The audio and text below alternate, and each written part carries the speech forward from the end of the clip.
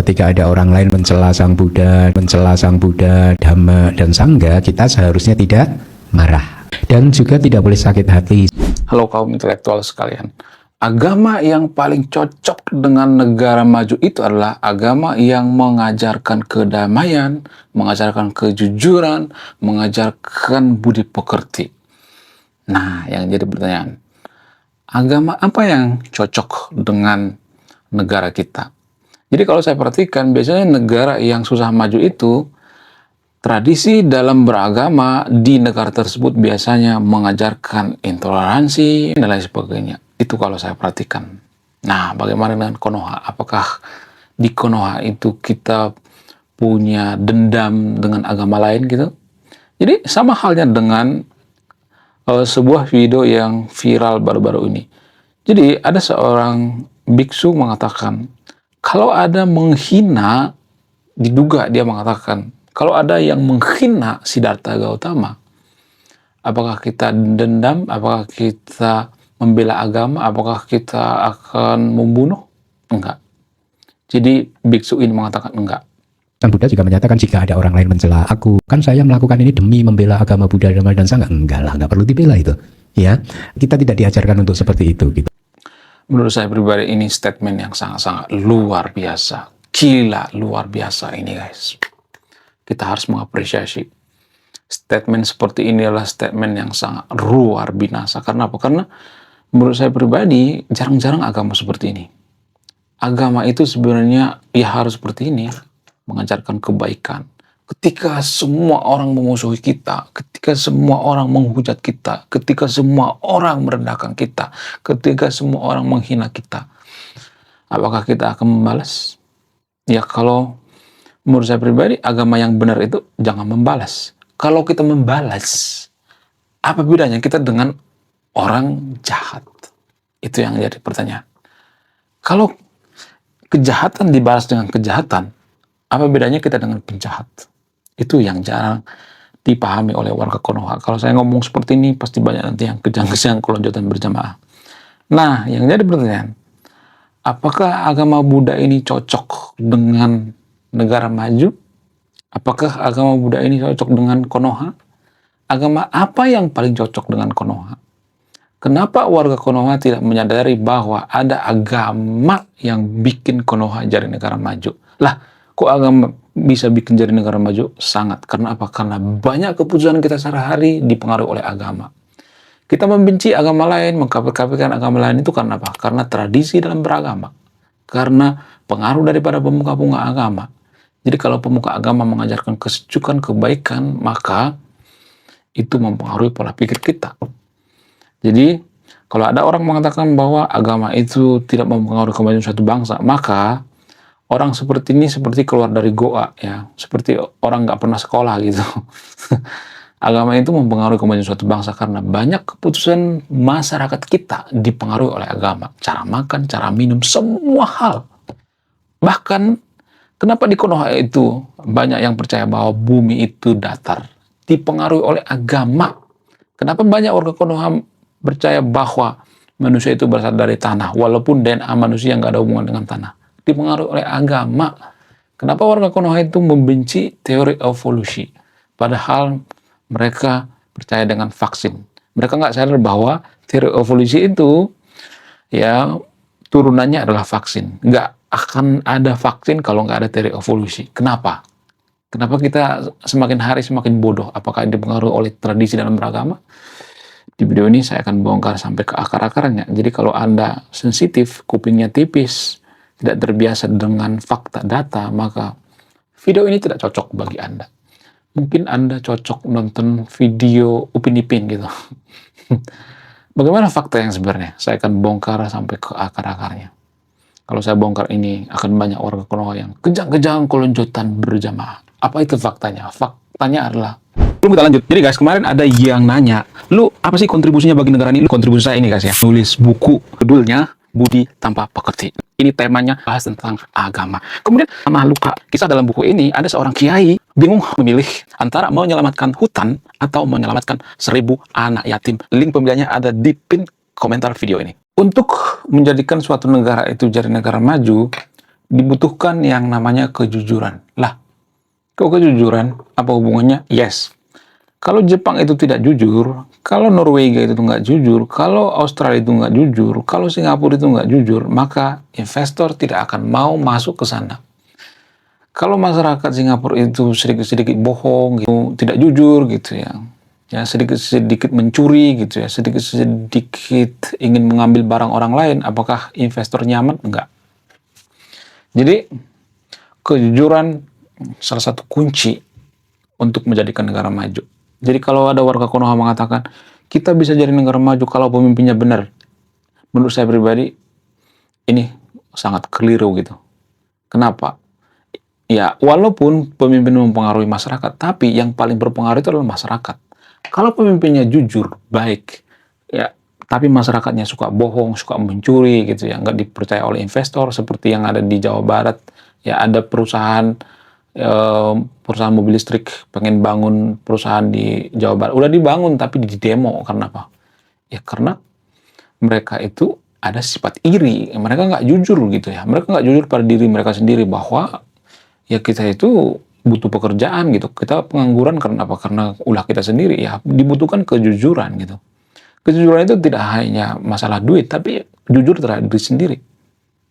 Ya, jadi apakah negara kita maju kalau misalnya pemimpinnya jujur seperti KDM misalnya, lalu masyarakatnya suka bohong gitu ya, ada perusahaan mau dibangun suatu negara nggak jujur gitu ya, kemudian kerja di perusahaan nggak jujur gitu, apakah bisa jadi negara maju? Nggak bisa. Jadi kalau ada orang mengatakan, kalau pemimpinnya benar kita akan jadi negara maju, pret, itu tai kucing guys, jangan dipercaya, itu cuma menghibur diri sendiri. Jadi pada intinya masyarakatnya harus jujur dulu. Ya, karena masyarakat yang jujur akan memilih pemimpin yang jujur. Ya, kalau masyarakatnya kurang jujur, maka akan memilih pemimpin yang kurang jujur juga. Itu fakta yang jarang dibongkar. Kalau saya bongkar ini akan banyak orang Konoha yang kejang-kejang kalau jatuh berjamaah. Sama halnya dengan ajaran agama. Ajaran agama apa sih yang mengajarkan kejujuran? Ajaran agama yang mengajarkan kejujuran itu menurut keyakinan saya itu agama Buddha, agama Kristen ya, agama Konghucu, Hindu juga dan lain sebagainya ya. Saya tidak membela agama apapun di sini ya dan lain sebagainya ya. Kemudian apakah kejujuran ini mempengaruhi kemajuan suatu bangsa? Sangat mempengaruhi kemajuan suatu bangsa, sangat. Ya berkali-kali saya mengatakan, investor tidak akan mau masuk ke Konoha kalau masyarakatnya nggak jujur. Sehingga kita butuh pemuka agama, butuh umat yang jujur, butuh ajaran yang jujur. Dan ajaran yang jujur itu menurut saya pribadi, yang paling kental itu adalah agama Buddha. Di mana-mana biksu itu mengajarkan kejujuran. Kalau misalnya mengatakan, oh bisa juga ada kasus tuh di Myanmar, oh kasus tuh di luar negeri. Ya saya tahu itu. Karena gini guys, kalaupun ada biksu yang kasus, adapun umat Buddha yang kasus, berapa persen dibandingkan dengan agama lain? Kalau di bawah 5%, di bawah 10%, itu hal yang wajar. Asal jangan sampai di atas 30%. Kalau di atas 30% berarti ada yang salah dengan ajaran agamanya. Ada yang salah dengan ayat-ayat kitab sucinya. Ada yang salah dengan tradisi dalam beragama. Ada yang salah dengan pemuka agamanya. Jadi ayat-ayat kitab suci itu mempengaruhi kita bersikap, sangat mempengaruhi. Kalau dalam agama Buddha itu sedikit-sedikit ya ayatnya itu pengen memenggal orang ya, sedikit-sedikit mengkafir-kafirkan orang, sedikit-sedikit ya menggantung orang gitu. Apakah pemuka agamanya juga mengajarkan kebaikan? Enggak dong. Ya, ayat-ayat kitab suci itu mempengaruhi pemuka agamanya, mempengaruhi umatnya. Jadi kalau salah memilih agama mayoritas di suatu negara, maka negara kita akan selesai. Nggak akan bisa jadi negara maju. Bayangkan, kalau China itu bukan mayoritas Buddha, sebenarnya China itu nggak terlalu peduli dengan agama ya, tapi kan kelompok penganut agama Buddha terbesar itu di China. Kalau di China itu nggak banyak Buddha, adanya agama yang sedikit-sedikit pengen ngebunuh orang, yang pengen mencelakai orang gitu, ya anti kritik gitu, apakah China bisa jadi negara maju? Nggak bisa. Nggak bisa coy. Jadi Kenapa saya sering bahas agama? Karena dasar daripada pola pikir kita, pembentukan pola pikir kita itu dari agama. Bagaimana mungkin kita mengatakan bahwa agama itu tidak mempengaruhi kepentingan suatu bangsa? Ya, bahkan sesimpel memilih pemimpin sekalipun kita memilih pemimpin berdasarkan agama kan. Saya tidak berpihak pada agama siapapun di sini ya. Itu sudah rahasia umum. Kalau misalnya nih ada nih dua orang nih seagama dengan kita, sama-sama jujur, sama-sama berprestasi gitu. Siapa yang kita pilih? Yang seagama dengan kita dong. Itulah alasannya kenapa di Konoha itu yang jadi presiden itu selalu dari kelompok mayoritas. Kenapa? Karena biasanya kita akan memilih pemimpin yang sama dengan kita, yang sesuku, seagama dengan kita. Kalau misalnya mengatakan, kok kamu rasis? Bukan gue yang rasis, tapi pada faktanya seperti itu, di lapangan seperti itu. Jangan tutupi gitu ya. Pada faktanya seperti itu kok. Saya tuh nggak suka yang munafik gitu. Saya suka yang belak-belakan. Jadi yang kita butuhkan itu adalah apapun agamanya, ya, agama yang mengajarkan kejujuran. Please ya, please bagi yang untuk videonya, kalau Anda beragama Buddha, please jangan pindah dari agama Buddha. Saya sudah mempelajari berbagai agama di dunia ini. Ya, ada beberapa agama menurut saya pribadi yang menurut saya itu sangat luar biasa, yaitu agama Buddha. Jangan pernah keluar dari agama Buddha. Agama Anda itu sangat luar biasa. Anda patut bangga beragama Buddha. Karena saya sudah mempelajari berbagai agama. Satu-satunya agama yang mengajarkan, yang konsisten mengajarkan kejujuran itu Buddha dan agama-agama lainnya. Jadi kalau Anda sampai pindah dari agama Buddha hanya karena urusan pusar ke bawah, hanya urusan nikah, konyol sekali ya. Lebih baik Anda tarik gitu ya ke agama Anda. Misalnya nih ada agama orang lain masuk ke agama lu, tarik gitu ya. Cara nariknya gimana? Apakah dipaksa? Enggak. Tunjukkan bahwa ajaran agama kita itu mengajarkan kejujuran, kebaikan. Ya kalau kita punya pacar ya, misalnya melihat kita itu misalnya akhlaknya kurang baik, akhlaknya jelek, gimana dia mau mengikut ke agama kita? Itu yang jadi permasalahan. Menurut kalian gimana? Coba tulis kolom komentar ya. Saya tidak akan berpihak di video ini. Anda yang memutuskan. Selain itu, ada satu fakta menarik yang jarang dibongkar seputar agama Buddha. Apa itu? Jadi sebenarnya agama Buddha itu kan sudah melewati berbagai zaman ya. Itu artinya sudah melewati trial and error gitu. Ya, jadi kita ambil contoh misalnya, ketika baru muncul agama Buddha, itu kan menghadapi tantangan juga kan. Ya, agama Buddha ini kan banyak dipengaruhi oleh agama Hindu ya. Jadi dalam agama Hindu itu kan seperti yang kita ketahui bersama bahwa agama Hindu itu sangat kental dengan yang namanya kasta. Jadi ketika agama Buddha pisah dari agama Hindu, pasti kan ada pertanyaan-pertanyaan, kok nggak ada kasta? Harusnya ada kasta dong. Ya, jadi orang India zaman dulu mempertanyakan itu karena pusat daripada agama Buddha ini bisa dikatakan itu berasal dari India juga kan. Bahkan Siddhartha Gautama itu meninggalnya di India kan. Di video sebelum sudah bahas nih ya, gimana kematian daripada Siddhartha Gautama. Jadi agama yang sudah melewati zaman itu, yang sudah tua gitu ya, maksudnya umurnya sudah tua itu, mereka biasanya akan menafsirkan ulang penafsiran mereka, apakah sesuai atau tidak. Jadi kalau agama itu baru muncul setahun 2 tahun, itu biasanya akan menghadapi yang namanya semacam penolakan gitu. Ya harusnya agama itu tidak bertentangan dengan kemanusiaan. Apakah ajaran agama itu bertentangan dengan kemanusiaan atau Pancasila? Nggak boleh sebenarnya. Kalau bertentangan itu artinya ada yang salah dengan ajarannya. Apakah semua agama ciptaan Tuhan? Nah ini yang jadi permasalahan. Kalau semua agama itu diciptakan dengan Tuhan, kenapa ada orang bawa kejahatan atas dasar agama gitu? Kalau misalnya mengatakan, itu kan free will, itu kan kehendak bebas. Nah yang jadi pertanyaan, kalau itu semacam kehendak bebas, berarti Tuhan itu tidak maha kuasa dong. Iya nggak sih? Menurut kalian gimana? Coba tulis kolom komentar ya. Jadi kalau kehendak bebas itu artinya menandakan bahwa Tuhan itu tidak maha kuasa. Apakah Tuhan menciptakan agama? Menurut keyakinan saya, enggak. Itulah alasan kenapa ada agama yang sedikit-sedikit pengen membunuh orang gitu ya. Sedikit-sedikit pengen menggal orang gitu. Gimana mau ini coba, mau damai ya kan?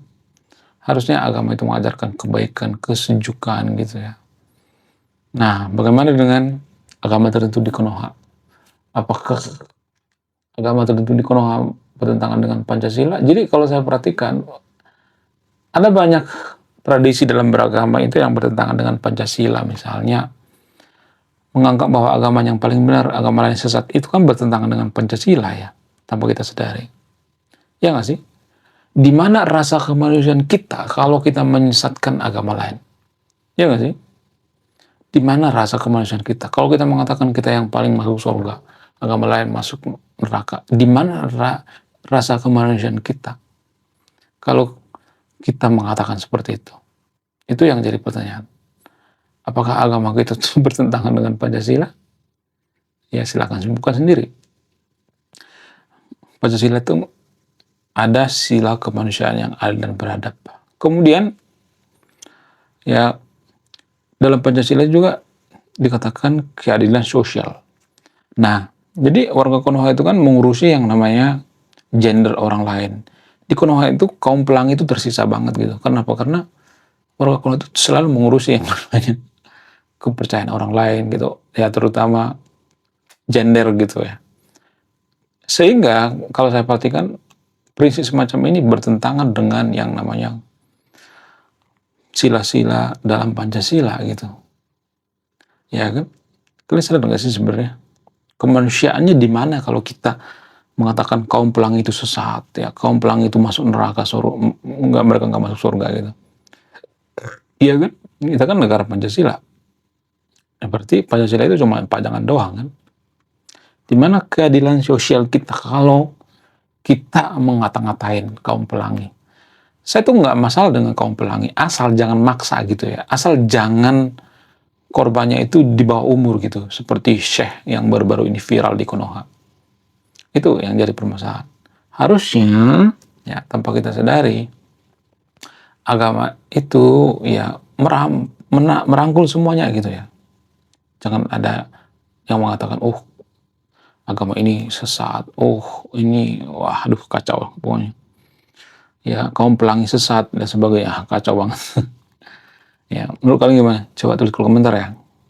Sadar nggak sih kita sebenarnya ada prinsip-prinsip dalam beragama itu bertentangan dengan Pancasila? Apakah agama Buddha itu bertentangan dengan Pancasila? Enggak. Karena dalam agama Buddha juga ada Pancasila ternyata guys. Apakah Pancasila yang ada di Konoha ini itu bersumber daripada atau dipengaruhi oleh agama Buddha? Silakan simpulkan sendiri. Saya tidak akan menyimpulkan. Oke guys. Mohon maaf bagi teman-teman yang beragama Buddha dan agama lainnya. Ya mohon maaf. Ya, saya terpaksa bahas ini karena apa? Karena banyak keputusan kita sehari dipengaruhi oleh agama. Oke, sekian video ini. Saya kaum intelektual, salam rasional.